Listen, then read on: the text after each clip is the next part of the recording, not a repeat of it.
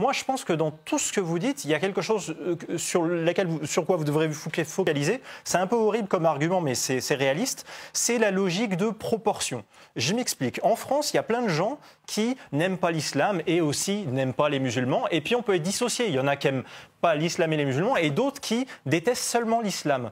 Il y a quand même, qu'on le veuille ou non, dans l'actualité quotidienne, que ce soit dans les entreprises, que ce soit à l'école, que ce soit au niveau des polémiques par rapport aux prières de rue, etc., il y a quand même des proportions de faits divers, même de terroristes religieux, je suis désolé, c'est pas stigmatisant, le constat factuel de dire, par exemple, que la majorité des gens en France qui tuent et qui ont tué des gens, même s'ils sont minoritaires parmi les musulmans, 100% de ces djihadistes-là qui se pensent agir au nom de Dieu sont musulmans. Et l'idée de faire un argument de la stigmatisation, c'est comme si moi, par exemple, je disais, il y a des statistiques en France, la majorité des cambrioleurs en France sont de sexe masculin. Dire ça, ça ne veut pas dire que je stigmatise la communauté des hommes de sexe masculin en France. Et pour moi, je déteste cette cabale à la stigmatisation, comment dire, à une espèce de double éthique qui fait que d'un côté, on n'a pas le droit de cibler des problèmes spécifiques qui sont spécifiquement apportés ou qui sont en quantité plus importante posés par des gens qui se pensent musulmans, et on peut ouvrir le débat parce que c'est trop facile de dire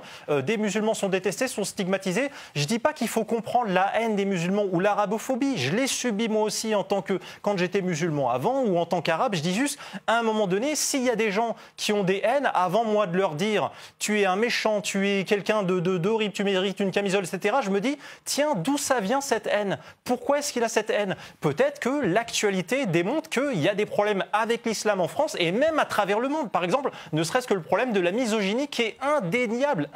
Il y a des classements internationaux qui prouvent que les pays musulmans sont les pays les plus misogynes du monde. C'est absolument indéfendable. On ne peut pas dire aujourd'hui, la colonisation d'il y a 50 ans justifie que parmi les 30 pays les pires au monde dans le classement Gender Gap du World Economic Forum, il n'y a que des pays musulmans.